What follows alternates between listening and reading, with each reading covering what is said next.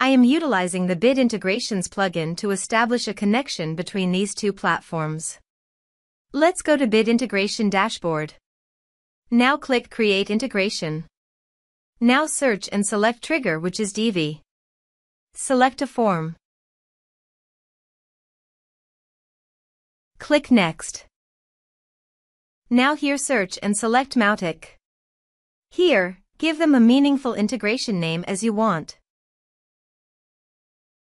To get API key and secret key, go to Mautic Dashboard. Click gear icon in the top right side corner, then click API Credentials. Now click New button. Select OAuth 2 in Authorization Protocol. Here, give a meaningful API name as you want. Now navigate the integration page and copy the redirect URI.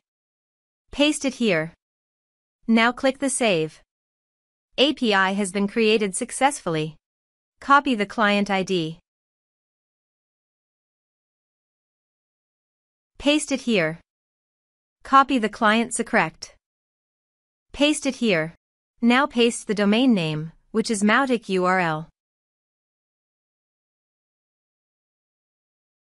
Now click Authorize.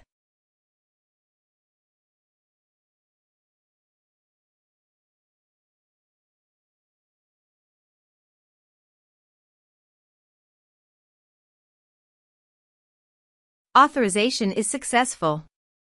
Click Next.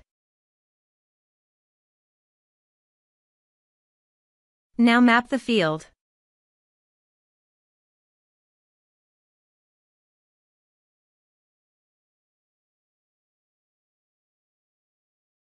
You can add a tag to the contact by enabling this action. Here's the conditional logic. You can use it if you want. If the condition matches, then the data you will send to Mautic. Click Next. Now save the integration. Now go to your form and type some information and submit the form.